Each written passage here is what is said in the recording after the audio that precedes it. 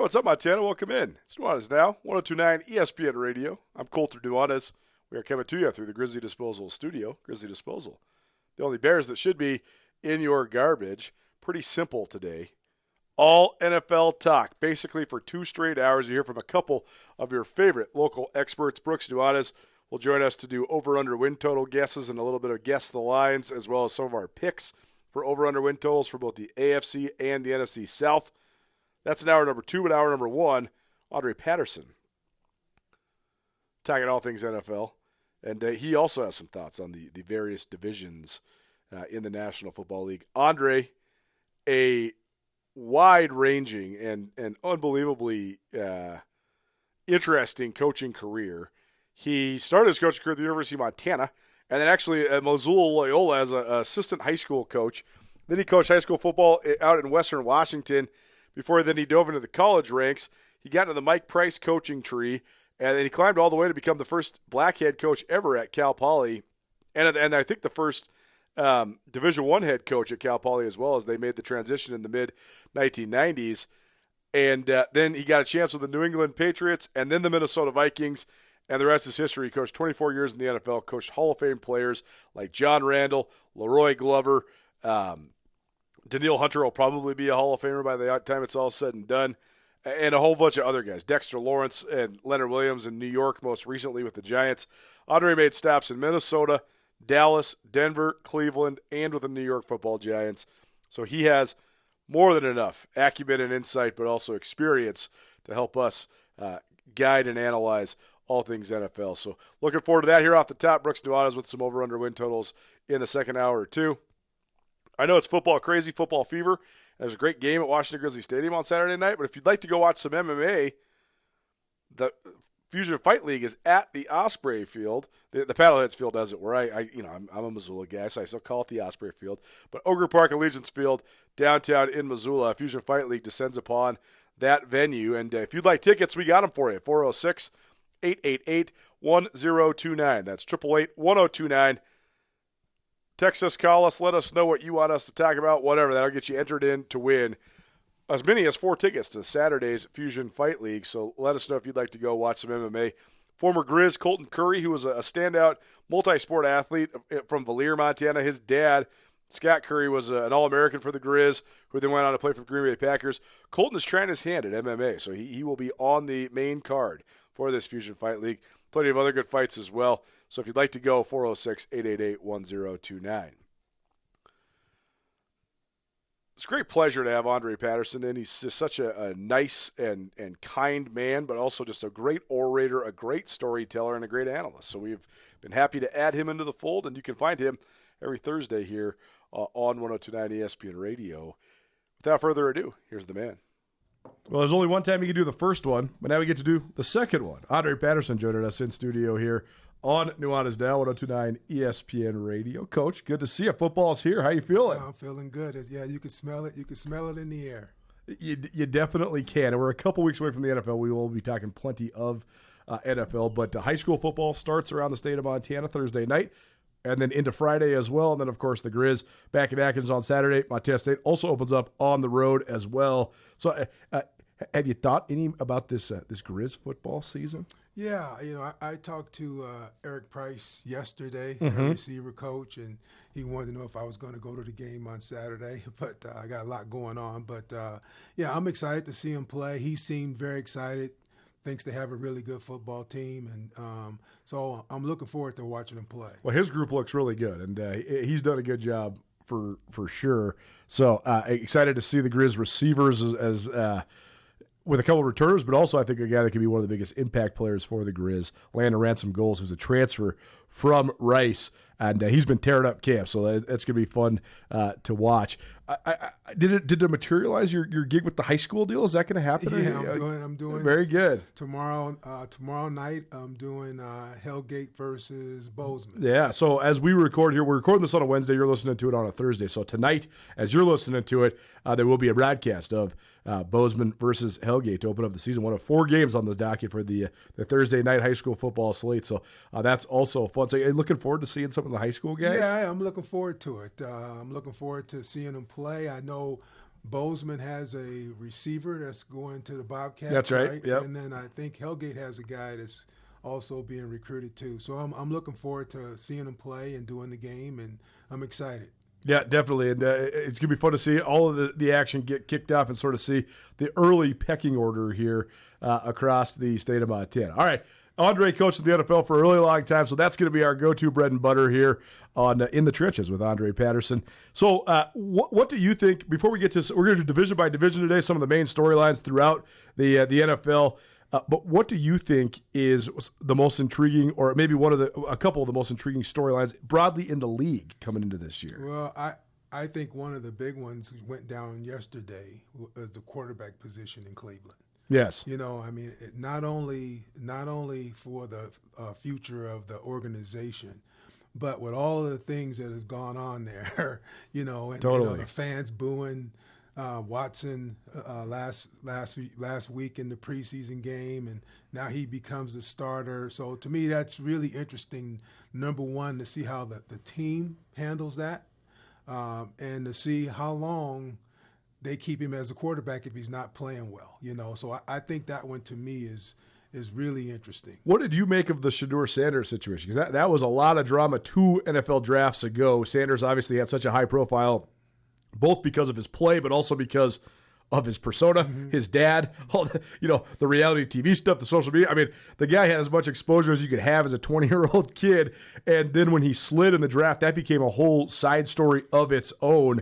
What did you think of just the way that all played out? And did you think because there's some people that said he should have slid. There's some people that said that's crazy that he did slide. Well, I felt bad for him. Totally. You know, and I think it's the biggest point that's proven for years that how the media portrays the draft is totally different than how an NFL front office sees the draft. Yes. Right? So, you know, you got all of the people out there saying, hey, he's a first-round pick. He's a top 10 pick. He's not going to fall any farther than the top of the second round. But the NFL draft boards didn't have him there. Right. You know, they didn't have him there. And so, you know, so then it became major drama because this is a huge drop. Well, it's a huge drop based off of what the media what was Mel saying. Kiper and Tom Exactly McShay saying, right. not what the He general should managers be. say. Yeah. Not from where people that are actually in the NFL Totally. who graded him and evaluated him saw him as a player. Well, that's one thing that we said here, too, is that this was pretty much consensus. You know this about the NFL. It is as competitive and as cut and dry as there is of a business and a sports league that exists on this earth. And if you are good enough to play, as long as you're not in jail, like, you're going to be able to figure out a way to make an impact in the NFL. And also, like, if everybody in the league kind of agrees that you're a 5th-round draft pick, that's what you are. There's like, no question. The guys that are saying you're a 1st and 2nd-round draft pick are wrong. No. The rest of the league is on the same Exactly page. right. They're the ones that are picking. Exactly. You know what I mean? And Exactly. you just said it. You know, there were guys who were drafted in the 1st round, guys who were drafted in the 2nd, 3rd, 4th, okay, that had way more off-the-field issues than he had. Definitely. You know what I mean? So it was based off of how they saw him as a quarterback in the National Football League. And so I felt, like I said, I felt sorry for him because of how the outside world viewed him. Sure. Made him look like, oh, what's wrong? Are people afraid of his dad? Are people afraid for, you know, all of the publicity he has coming into the league? Well, it didn't affect Deion. For sure. You know, when Deion came out of Florida State, he was just like his son. Totally. You know, so he still was a 1st-round pick. Yes. So it just was a hard deal for the kid at that moment. And it was really hard for, I think, people to understand, too, because he did have such a Shedeur Sanders did have such a high profile in college. But Cam Ward and Shedeur Sanders did that little mini reality TV show together. And when you watched them work out next to each other, it was so startling. Because you're like, well, this guy, the 6'3", 235-pound guy that's got a rocket arm, that guy looks like a top 10 pick. Right. This guy, they don't look quite the same. Right. Like it was not same, even though they were trying to project this as like the top 2 guys that were going to go. No question. And then, you know, I think another part of it too is, right, wrong, or indifferent, some people in the media have a personal relationship with Deion. Sure. So as it went on, they were trying to protect Deion and the family. So that's what caused the rift, as people were watching it on television. Andre Patterson in studio with us here on Nuanez Now 102.9 ESPN Radio.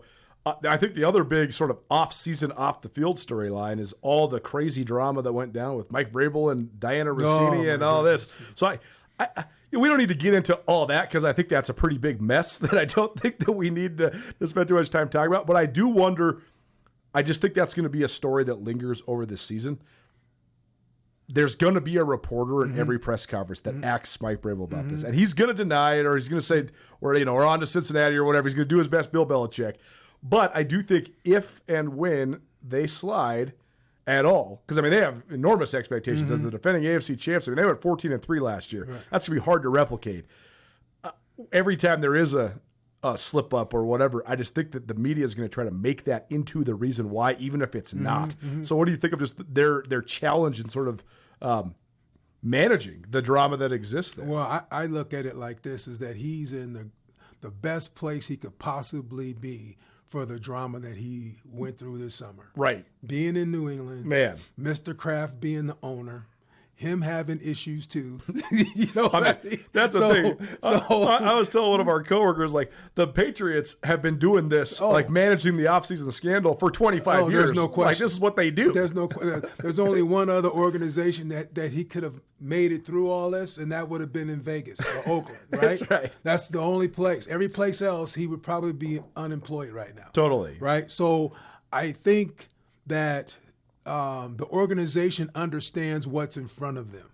So and so does Vrabel. He understands what's in front of them too. And I think he's going to, like you said, he's going to do the best job he can to try to keep it about football as much as possible. And I'm with you. If they go on a 4 or 5 game slide, people are going to be saying how focused was he on football and his family and all that. But I do believe that he's in the best place possible as far as being able to deal with this. I can't even imagine if he was the head coach of the Giants or the Jets in New York. It would have been. Or the Bears. My God. It would have been unbelievable. It would have been unbelievable. It would have been actually exhausting to hear all of that for sure. Then the third big storyline I wanted to touch on before we get into some of the division stuff is the Kansas City Chiefs, because they were the kings of the NFL and then fell off last year. And so much of that was just because one of the best players in the world, Patrick Mahomes, had a season-ending injury. So I think that everybody in the AFC West, but also in the AFC and around the NFL, is wondering, are the Chiefs back? Is their dynasty window still open or not? Well, one thing I'm going to refresh your memory. They were struggling before Pat got hurt. They were. They no doubt. I mean, they've been kind of struggling the last couple of years. And and that's the thing. You hear people talk about the Super Bowl window all the time, right? Yes. And they were able to handle it and manage it way longer than everybody expected it to do. And I think it just finally caught up to them, right? So, and part of that is for several reasons. One, once you win a Super Bowl, the money that the players want goes through the roof, right? Yes. Everybody's a Super Bowl champion. Yes. So if you were a starter on that team, you want to get paid top 5 money. Totally. Well, obviously you can't pay everybody top 5 money. So you start to lose players, okay? Well, year after year after year, you are drafting at the bottom of the draft. Every year, you're at the bottom of the draft. So you're not replacing that same kind of talent that's walking out the door. So that's where that window starts to close in on you. So I would not expect them to be the so-called Chiefs that we all know that went on that 3-4 year run. I think they're back rebuilding. Mahomes being back is going to be great. He's one of the best quarterbacks in the league. But, they lost a lot of talent at the receiver position. Yes. You know what I mean? A lot of good defensive players left to go get more money. So I don't see them going back to where they were. I see them trying to build back to that. Well, and that's the other part is when you pay your quarterback $300-something million. People keep asking, why is the Chiefs' offense not what it once was? Well, when you trade Tyreek Hill, when you can't sign any of your good receivers, when your offensive line, I mean, they could have re-signed Joe Thuney if they wouldn't have signed Patrick Mahomes so much money. Exactly right. But he can't. He walks out the door. Travis Kelce keeps getting older, and all of a sudden Mahomes is looking around, being like, "Well, who's my guy?" Exactly right. It's a lot different when you got Tyreek Hill and some of these other guys to throw to, and then when you don't. So, well, one thing I'll tell you there, Colter, is that's where Tom Brady was smart. Absolutely. You know what I mean? Tom Brady figured it out, right? Yep. Tom Brady could have demanded to be the highest paid player in the league for a decade. For literally right? 15 years in a row. And he didn't, because he understood that he needed to have those people around him, and those guys needed to be paid. And so as soon as Mahomes wanted to become the highest paid player in the league, you know, you only got so much money to go around. They were not going to be the same team. Yeah, no doubt. And Brady played the long game so brilliantly. And you know, he had a couple quotes where he said, "Hey, like $15 million is plenty for me." Mm-hmm. And also, because he was in the Super Bowl every single year, now he's making all that money too. I mean, he's getting every commercial. That's exactly right. He's making twice as much money, for being the Stetson man than he ever was for taking snaps with the New England Patriots. So I agree with you, though. I'm surprised more quarterbacks haven't taken that route. Mm-hmm. Andre Patterson joining us here in studio. Okay, so let's go division by division real quick, and then we'll get into some of the other fun storylines that are going on coming up with the NFL season. 2 weeks away, 2 weeks from the opener as we sit here today on August 26th. So we'll start in the AFC East. Certainly the Patriots being the division champs in that division last year was a huge surprise. I think people thought they were going to be better under Vrabel, but I don't know if they thought they were going to go from 3-14 to 14-3. Mm-hmm. That's a pretty crazy turnaround. But to me, that's only part of the storyline in this division. I think also the fact that it was a new division champ instead of the Buffalo Bills, who've been dominating that division. So that, to me, is the most intriguing storyline in this is how do the Bills get back on top? Well, I think the Bills, to me, I see the Bills as the front runner in that division. I agree. They have, one of the top 2 or 3 quarterbacks in the National Football League. They usually play really good defense. They have one of the best running backs in pro football. I think they have all the talent to win that division and be a Super Bowl contender. They're a good football team, and then I think, New England in that division is the next team to be able to challenge them in that division. Yeah, and the other 2 teams are just kind of a mess. Yeah. They have a long way to go. Yeah. And part of that is what kind of helped New England out last year. No question. Right? Because you're playing, your division that wasn't very good. And so those are automatic 2 wins you get, But I think it's going to come down to Buffalo and New England in that division. Well, it's interesting too because that was the Patriot way for so long too. Because when there was a long moment in time when the Bills were also bad, so the Patriots just got to get themselves 6 AFC East wins year in and year out. And then all you got to do is go split the rest of them, and you're the 1 or the 2 seed basically. No question. But now at least there's 2 competitive teams in the AFC East. When it comes to Josh Allen, he's getting a lot of hype as the guy, like and I think it's interesting because it's been very rare over the last 40 or 50 years in the NFL where the guy that's considered the number 1 quarterback doesn't have a ring. Mm-hmm. He's one of the only guys that's sort of sat on that throne or even been in consideration for that throne. So I think it's an enormous year for him too, because at some point you can have all the talent in the world and keep on stacking those MVP trophies, but if you don't get to the top, they got to at least figure out a way to win the AFC, right? He's got to go to the Super Bowl, let alone win the Super Bowl. Well, you look at it, you can go back to Peyton Manning. Yeah, right. He went through it, right? John Elway. You can go back to John Elway. Yep. He went through it. Yep. There's a lot Steve of Young, honestly, sitting behind Joe Montana for a long time. There's a lot of quarterbacks that are wearing gold jackets right now that went through the exact same thing. Yeah. And so, you need the perfect storm. Just because you're the best quarterback in the league isn't enough to become a Super Bowl champion. You got to have an offensive line that can keep you protected. You got to have a running game. You know what I mean? You got to have at least average defense to get yourself there. And so, it's easy to put it all on the queue. They get all the credit when everything goes great. Sure. And they get all the blame when everything goes bad. But the thing I can tell you, playing him and seeing him work face to face and trying to defend him, he's a problem. You know what I mean? He's a problem. I mean, he's big, he's strong, he's fast, He's athletic, he's yep. physical. He's got a cannon for an arm. I mean, when we played him. I was in Minnesota back then when it was his. I think it was his rookie year. We played him in Minnesota, and they were not very good coming into the game. And it was like, okay, we're going to crush these guys, right? And he put the team on his back. Like, I think he rushed for over 100 yards against us that day. And Amazing. they beat us that day. But he's the real deal. And, I do think they have a good enough football team to contend.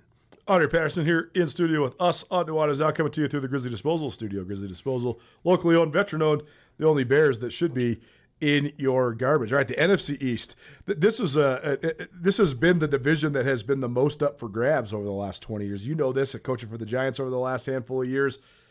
Until Philly won it these last 2 years, there hadn't been a back-to-back champ in the NFC East for how long? I mean, 20-something. 20-something years. Probably since the Cowboys in the glory days, right? So it's been a pretty steady rotation between Washington's had a couple moments, but mostly Philly, Dallas, and New York.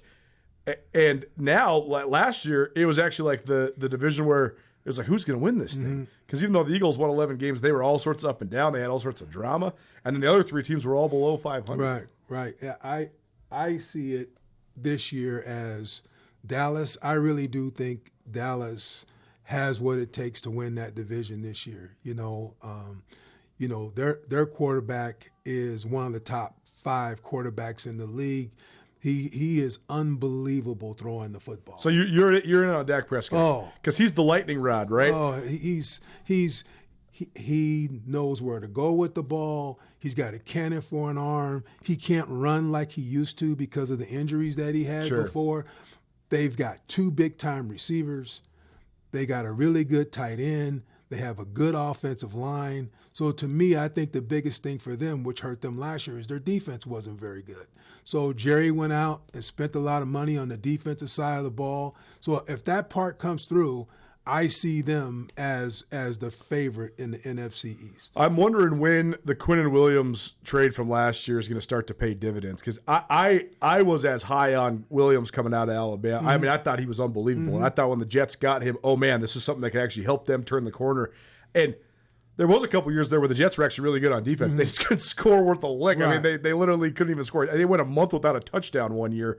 So it wasn't necessarily Williams' fault, but that's a big-time acquisition that I think sort of went under the radar. I mean, you must love him as an interior guy. Huge. That was huge. That was a huge get for them.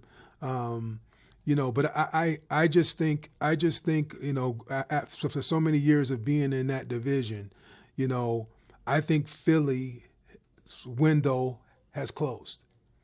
You know what I mean? I think Philly's window has closed. What's the thing that makes you think that? Well, number one, the offensive line has started to get old, and those guys are injured all the time. No doubt, and that was their calling. And that was it. You know what I mean? They're hurt. Jason Kelsey's already retired. Right. Lane Johnson has been. I mean, he's like a mummy man.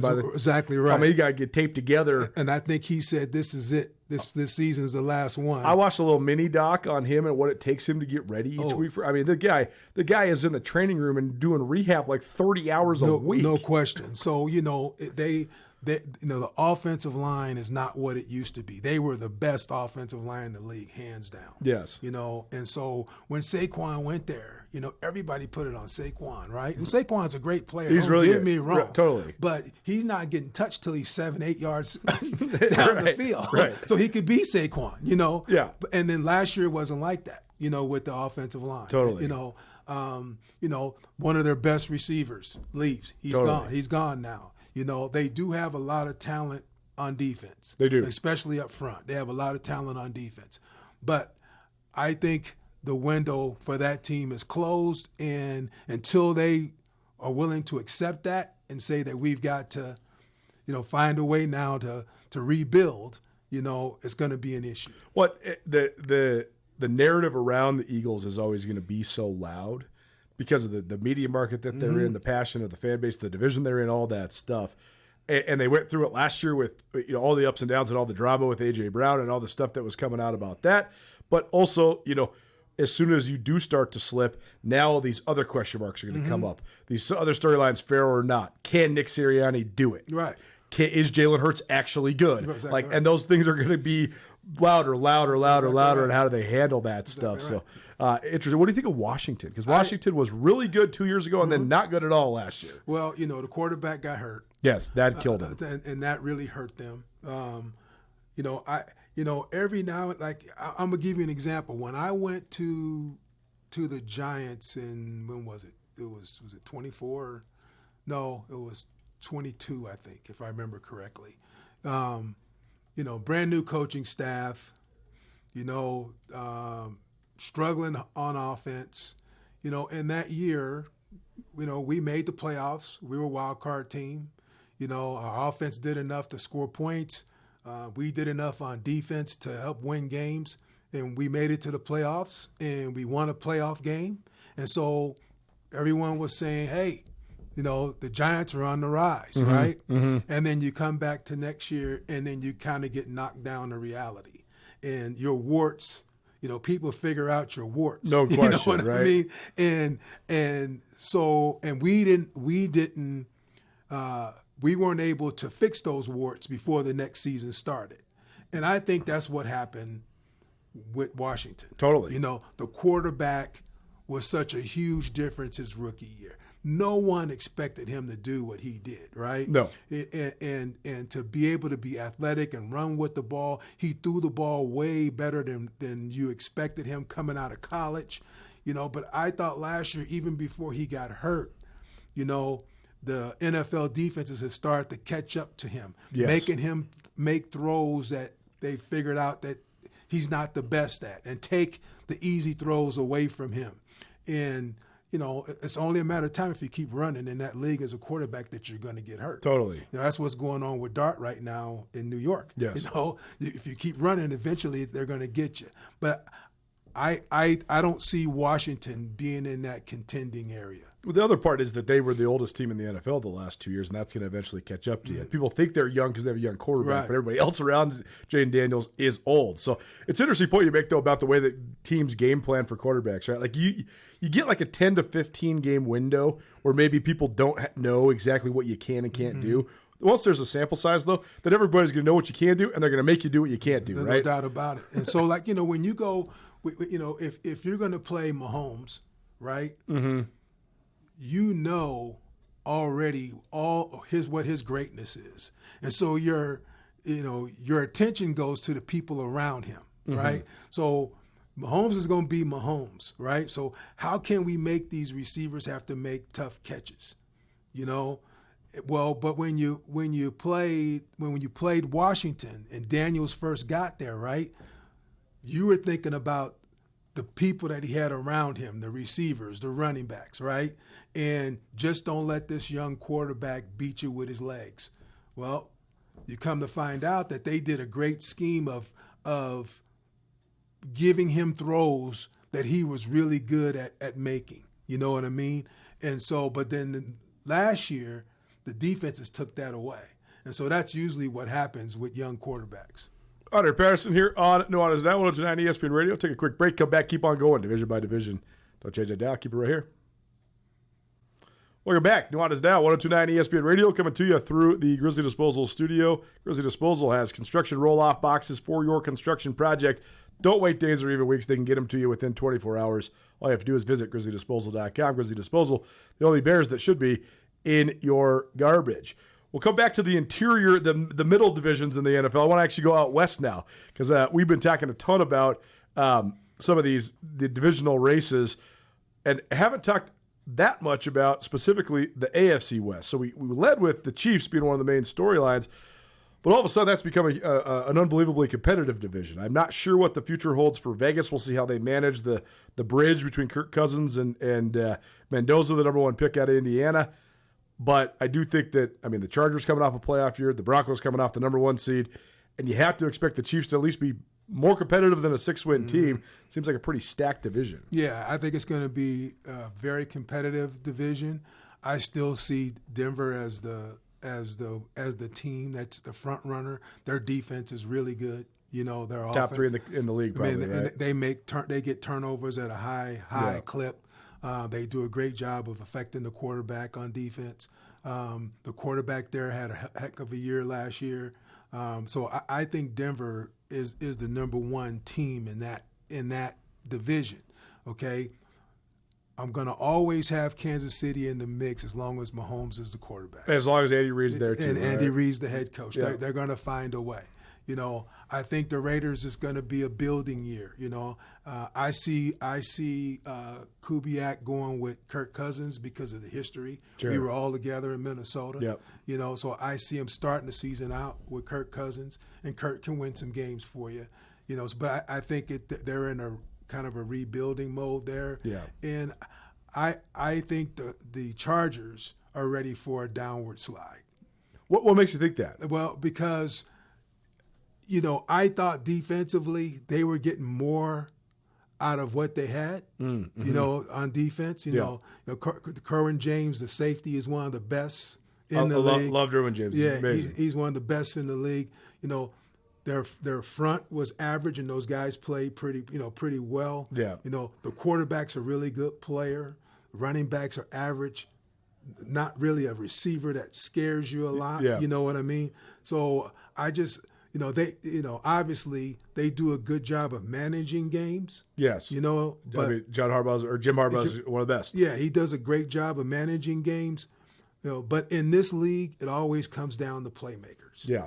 And I just don't think that the Chargers have enough playmakers to be able to handle, what Denver and Kansas City bring to the table. The one thing that will be an influx for the Chargers is last year they were supposed to have the best pair of offensive tackles in the league, and then Rashawn Slater went down, and then Joe Alt went down, and all of a sudden you have no offensive tackles, and Herbert's running around back there running for his life. What do you make of a guy like Herbert? Because if you were just a very casual football fan and you turned on the TV and you saw this guy, you'd be like, well, that guy's got to be one of the best players in the NFL. Just watching the way he moves and the way he throws the ball. I mean, it's just he is so talented. He's 6'6". He's got the big arm. He can run a little bit. Yet, top success has been elusive for him, especially when they get to the postseason. Yeah, I think he's a stud. And I just don't think they've given him the weapons he needs to become an upper echelon quarterback in the National Football League. You know what I mean? Their best receiver since he's been there was good, but he's a possession guy. Totally. You know what I mean? He makes big plays, but, he can't take the top off the defense. And so until they get him, a Jefferson, that can make a play for him. Right. That's what he needs. But talent-wise, he's got everything you want a quarterback to have. I mean, Lad McConkey, Quentin Johnson, Trey Harris are expected to be their starting receivers for Los Angeles. And I agree. Like, those guys are all just sort of middle. I mean, fine, but not elite receivers. They're just guys. Amari and Hampton staying healthy would be huge as the running back there, because he was supposed to be the bell cow last year, and then I think he broke his ankle like the first month of the year, and they had to piece together the run game. That could help certainly relieve some stuff off Herbert. But I agree with you about the defense. I mean, I think that Derwin James is one of the best guys in the secondary, but they're expecting to get a lot out of guys that their best days are behind. I mean, Khalil Mack's not the Khalil Mack that was in Chicago. He's not the same. Yeah. Father Time catches up to everybody. No doubt. And it used to be anchored by Joey Bosa. He's not there anymore either. So, I mean, it's a big piece of transition. The NFC West, I already know your thoughts on this, but we'll break it down real quick because you said last week you think 3 of the best teams in the NFL are in the NFC West, and I totally agree with you. I think that division is going to be an absolute war, especially between the top 3 contenders with the defending champs in the Seahawks, the 49ers, and of course the now preseason Super Bowl favorites in the Los Angeles Rams. Oh, it's that to me. That's going to be the one that's fun to watch. They're going to beat each other up. Totally. So that's the good thing about that division. I feel bad for Arizona because they are, way, way, way behind. Way behind that group. But it's going to be interesting to see how it plays out. We talked about it last week. There's no way I'm going to ever count San Francisco out, because as long as they have Shanahan as their head coach and their play caller, they're going to be in games. Yeah. He knows how to score points. But the one thing that people miss is the defense really has fallen off the last 3 or 4 years. of when they went on that run of back-to-back championship games. Yep. If the defense gets back to where it used to be, it's going to be really difficult to beat that football team. It's just such a big question too of who's still healthy and how much gas do you have left in the tank? Because ever since Nick Bosa got paid, he's just been a walking injury. Mm-hmm. And when you're that big and that strong, multiple lower leg injuries, it's gonna cost you a step every time that goes down. Fred Warner, he is the best inside line, and to me at least, the best inside linebacker in the league. But when he snaps his leg in half, he's just he's not a superhero. He is actually a mere mortal. So like that hurts you, man. And they've had so many catastrophic injuries to their best players. No question. You just wonder when that catches up. No question. And the quarterback missed games last year too, and Kyle, found a way to still move the ball and score points. Shoot, Mac Jones looked like he couldn't even play in the NFL until he got to Kyle Shanahan's That's exactly right. And then people are like, well, Mac Jones is back. He looks great. That's exactly right. And so, but, you're right. And the defense is where the age was. You know what I mean? And again, it starts to catch up to you over time. But they retooled the defensive line the last two drafts. They got a lot of young talent on the defensive line. They went out this past year and tried to get younger at linebacker. I watched them a little bit in a couple of preseason games. They look to have that oomph, that speed that they had before. But we'll see when the regular season starts. But, I think it's a 3-horse race. It wouldn't surprise me whoever won it between those three. It really wouldn't. And I get it. I get why everybody has the Rams as the Super Bowl favorite. Because of getting Myles Garrett, and believe me, he's the best defensive player in the league, no doubt about it in my mind. But it takes 11. Yeah, you know what I mean. It takes 11 out there to stop people on defense, and they have a good defense. But you just can't count out what those other two teams can do. No doubt. Watching the 49ers, Andre Patterson in studio with us here on Nuanez Now. Watching the 49ers live last year too, you could just tell that the culture of the organization is so like omnipresent. Like they carry themselves with such like a swagger. Like, granted, they were playing the Raiders when I watched them, but like there was just no question who was going to win the game. No question. No question. They looked like a superhero team versus a very middling. We weren't at the end. We weren't a very good team last year, but we played them last year, and the quarterback was out, so we get Jones. Yeah, I think that's going to help us, and we're winning the game early. But like you said, there's no panic in that football team. They were going to find a way when it was all said and done to win the game, and that's what it's all about for them. Find a way to win the game. Nobody has a run offense like the San Francisco 49ers. Yes. You can prepare for them all week. These are their top running plays. And then you go play them, and it's a total different running scheme. Yes. Total, and that goes back to Bobby Turner, their running back coach. He does a great job. Well, that's the part that's so fascinating about Shanahan as a play caller, too, is that very few people have been able to copy his concepts because he has so many concepts and it's also new. Like two of my best friends are 49ers fans, so I watch the 49ers a lot. They'll run stuff you've never seen them run before. No question. Every week. No question. And that's what makes the difference when you play against them. You're gonna have to defend something. A pass concept, definitely in the run game. That you didn't prepare for during the week, and you watch them 3 weeks in a row, and they're killing people with this lead outside zone play, sure. Just killing them, right? Yeah. Well, we got to defend that play. You practice it all week long. This is the deal.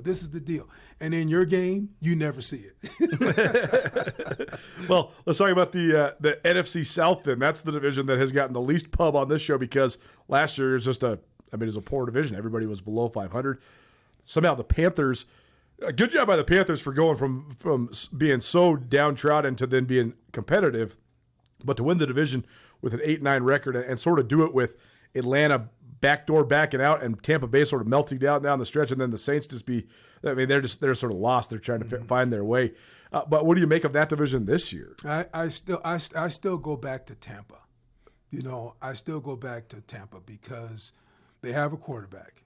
Totally. And he's a good player. He's great. And I want to know what Baker Mayfield can do, though, without Liam Cohen, because we saw what Liam Cohen could do. Right. Tampa Bay lit it up on offense for 2 years in a row. Right. Cohen goes to Jacksonville and turns it around like that, and they win the AFC South. You wonder how much Baker, but not just Baker, Todd Bowles was missing Liam Cohen. Yeah, well, me and Todd Bowles go back a long way. Yeah. And he's a defensive guy all the way. He's one of the best defensive minds in football. They're going to be good on defense. They always are. Last year towards the end, they had a lot of injuries on defense. Last year towards the middle of the season, the O-line got really beat up. A lot of injuries on the O-line. But when you look at that division, I go back to head coach, quarterback. They have it. They have a successful head coach, and they have a quarterback that can win. And when you compare that to everybody else in the division, I see them as the leader of the pack going into the season. And then next from there, I would go back to Carolina.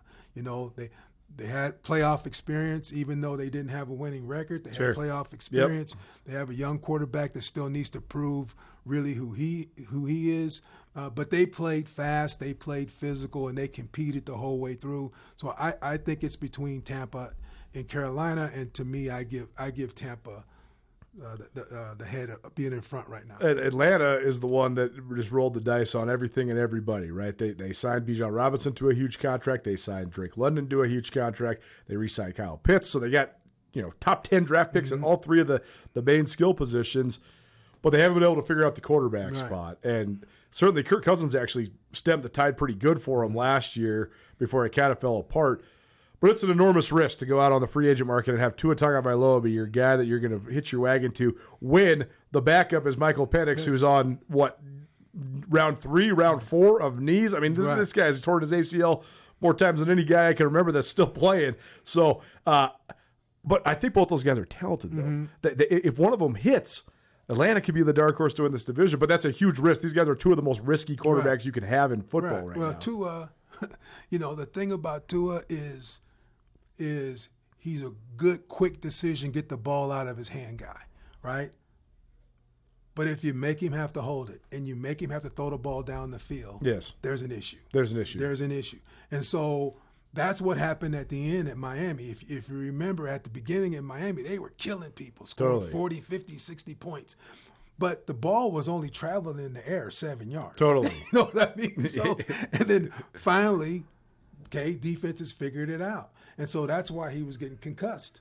Totally. He's back there patting that ball, and he's getting hit in the back of the head, So that, to me, that's who he is as a player. Mm-hmm. So that's going to carry over to Atlanta. Penix, if he can stay healthy, he has a cannon. Oh, he's great. He's got a strong arm. Yeah. And so he can give you explosive plays if he can stay healthy. So to me, it's going to be interesting to see, who they go with as the guy. Is it we're going to go safe and go with Tua because he's going to protect the ball, he's going to get the ball out quick, make our offensive line better, really lean on the run game, or are we going to play a quarterback that gives us a chance to flip the field every now and then? So it's going to be interesting to see what they do there. AFC South, the Jacksonville Jaguars came out of nowhere to win that division last year. Everybody thought it was going to be the Texans, and then the Colts, and then maybe the Jags, and everybody thought Tennessee was going to be where they were, which is at the bottom of the division.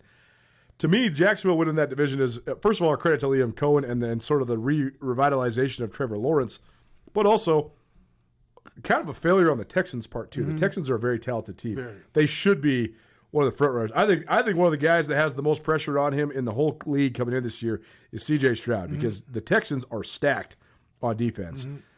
And, they made the playoffs last year, and then Stroud completely melted down in that game.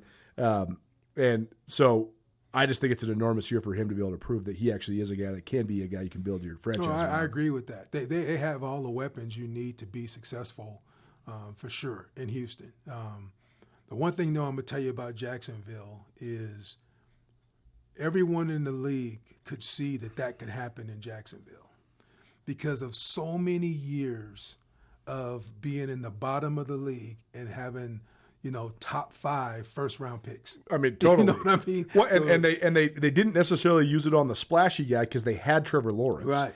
But they kept. I mean, I was thinking the same thing for a couple of years. I'm like, if you draft the best defensive lineman in the draft 3 or 4 times, exactly right, you're going to end up having a really good D line. They had a bunch of young talent sitting there, all across the board for how many years they were drafting in the top 5 of the draft, and young talent. So it was just a matter of bringing in coaches that could develop that talent and getting that young talent to believe in, you have a chance to be successful. I'll give you a perfect example, okay? The Rams, okay? When he took that job over with the Rams, they were the same way. Mm-hmm. Bad year after year after year after year after year.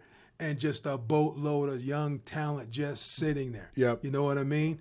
And they came in and boom, they got good out of nowhere. And then they've been one of the top teams in the NFC ever since. That's right. And so that's what I saw with Jacksonville. And a lot of people around the league saw the exact same thing.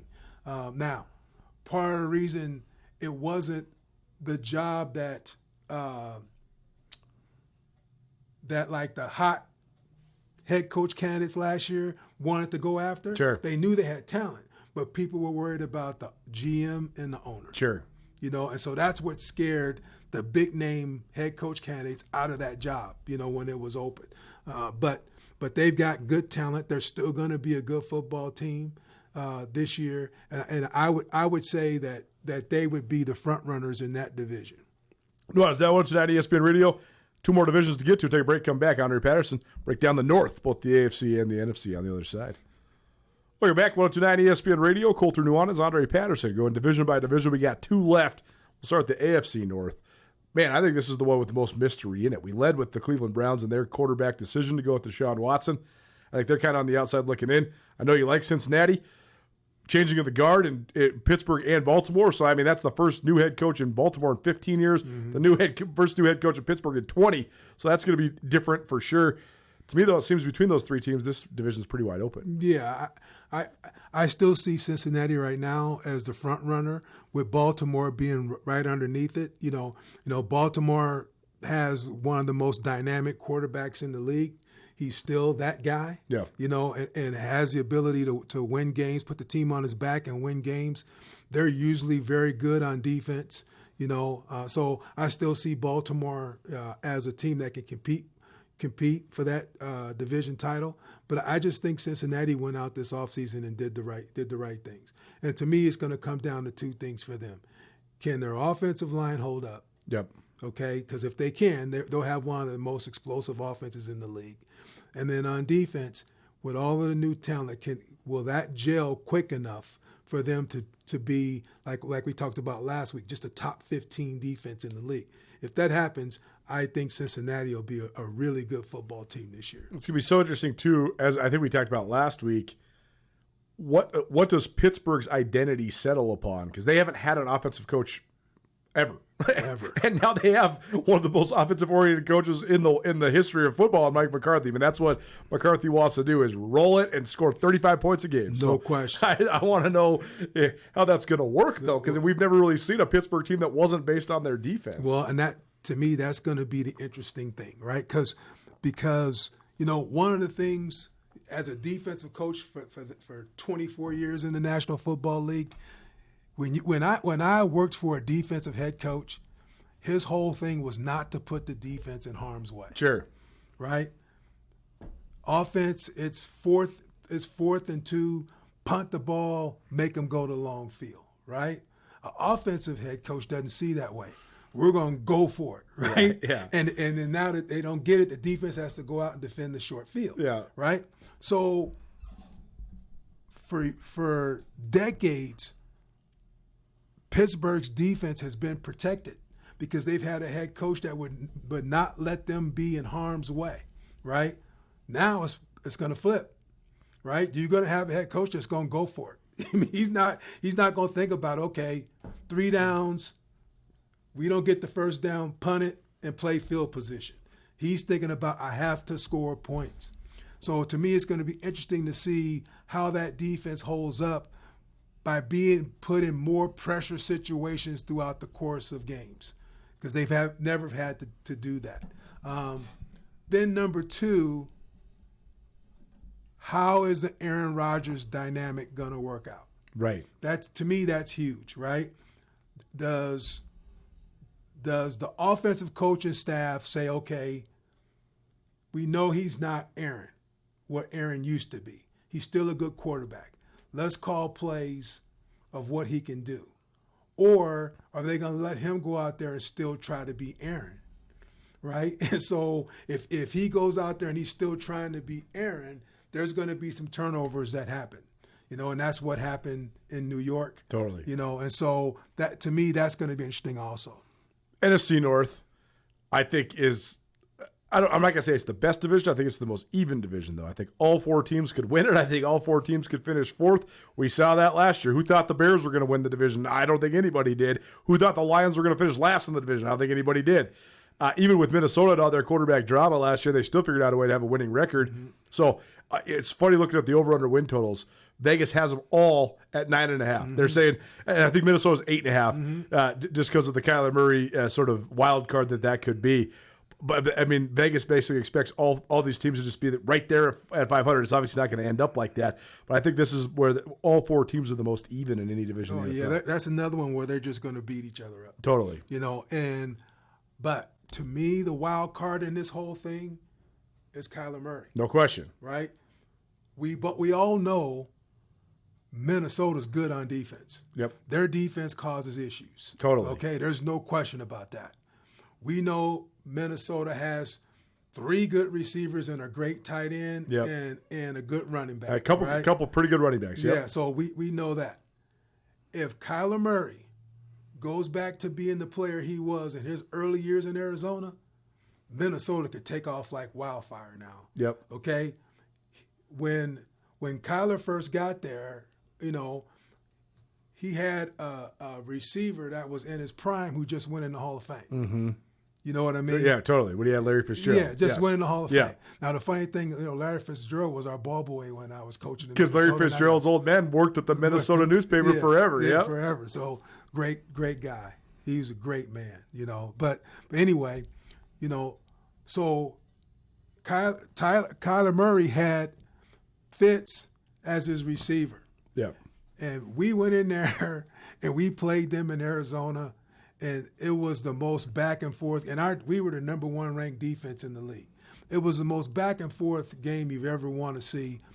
We find a way to go up by 6 with about a minute and something to go in the game. And this kid made plays that were unbelievable, And so if he goes back to that, which I still think he has, he just didn't have talent anymore around him in Arizona. But if he plays like that guy, Minnesota's offense is going to take off, and they've got a great defense already. So I see that there with them. I think Green Bay is the safe bet. Totally. Okay, so Green Bay to me was one of the biggest underachievers in the NFL last year. You make the Micah Parsons trade, you have what you have on defense, you have a good young quarterback that seems to be on the rise, had the big playoff win against the Cowboys a couple of years ago, and then they kind of fell flat last year. Right. No, to me, they're the safe team. I don't see them, like we talked about, Minnesota could have a chance to hit a home run if Murray pays out. Yeah. I don't see that with Green Bay. I think Green Bay is going to be your steady team. You know, they're going to win 3, lose 2. That course through the 17 games of the season. I think they're the safe team. If somebody gets hot, they're going to run away from Green Bay. Yeah. If they all kind of beat each other up, then I can see Green Bay standing on the top at the end. Okay, Chicago, I think Chicago goes back to what we talked about with Jacksonville and what we talked about with the old Rams, right? Mm-hmm. Okay, new head coach comes in. They've been down for a lot of years. Yeah. There's a lot of good young talent there. And he took it and he ran with it. Okay, well now it's going to be how well during the offseason that the coaches in that division study that quarterback to make things more difficult for him, because he put a cape on his back a bunch of times last year to win games too. When you watch Caleb Williams, I just can't help but think, one, how spectacular he is to watch, but also how he has so much erratic to him. No question. And you just wonder, like, when is he going to stop getting away with it? Like, he'll make some throws where you're like, are you kidding me? No question. Like, why did you even choose to throw it there? But it'll get through. But, like, it's a law of averages. At some point, that's going to catch up to you, and all of a sudden, you're going to throw 2 pick sixes and lose the game. We played him in Chicago last year, right? And in the first half, he must have left the cape in the locker room. Right, because he threw us 2 interceptions. Yeah. I think we sacked him 4 times. Yeah, I mean we're getting after him. Yeah. You know what I mean? They're having a hard time stopping our offense. And I think when the fourth quarter hit, I think we were up by like 16 points or something like that. And he put the cape on, and he put the team on his back, and he made some plays that were out of this world. And they came back and beat us. And he did that to several teams through the course of the season. So he's the real deal. But now the defensive coaches have 17 games, of film to work. So it's going to be interesting to see how that plays out this year. The law of averages, too. I mean, there's so many statistical analysis that break down if you play more than half your games in a single season as a one-score game, and then you win the vast majority of those games, it's going to come back around. This was the Texans 2 years ago. The Texans won all the one-score games, and they were a 12-win team. Came back around on them, they only win 9 games because you're just going to do that. The 3 teams that are in that mold Washington was like that 2 years ago as well. They won a bunch of one-score games. It came back around, and they instead of going 12-5, they go 7-10. The 3 teams that are in that mold for me this year are New England, Denver, and Chicago. No question. All 3 of those teams won by the skin of their teeth. Question. Denver played 15 one-score games last year, and they went 13-2 in those games. The law of averages says even if you're the best team in the world, you're going to go 10-5 in those games, not 13-2. Well, we were one of those teams. Totally, right? So, I mean, the last touchdown to win the game, we have 3 defenders around. It was a throw that the quarterback never should make. Mm-hmm. Right? We had one guy behind the receiver and 2 guys coming from the side. And the ball tipped through our guy's fingertips, and he caught it for a touchdown. Unbelievable. Now, 9 times out of 10, that ball's knocked away and we win the game. But those were the things that were going well for them last year. Week 3 or 4, Denver was playing in Indianapolis. I was in Las Vegas because I took my mom to the Eagles at the Sphere, and we were with my mom and my father-in-law and my wife, and I just took a little flyer that day and bet the Colts at home to beat the Broncos. And when the Colts were winning the game for 59 minutes and 59 seconds, and then Denver hits like a 55-yard field goal at the buzzer to win. And I'm like, well, there goes my $20 bet. But that was Denver in a nutshell last year. No question. That's who they were, and so I agree with you. Usually law of averages come back that you're going to come back to normal. Andre Patterson joins us weekly here on Nuanez Now. I wanted to have him tell some good stories, but we had to get through all the divisions before stuff gets started up.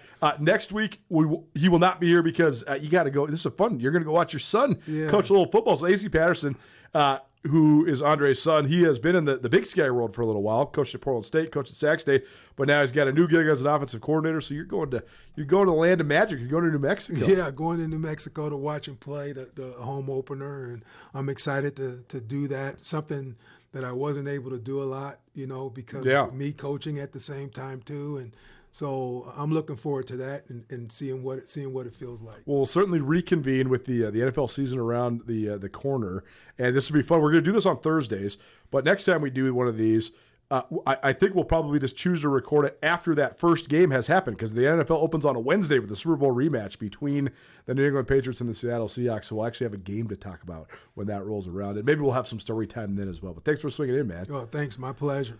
Hour 1 of the Bucks, Hour 2 coming at you. Keep on talking NFL. We'll do the Guess the Lines game with Brooks Nuanez. Don't change that dial. Keep it right here.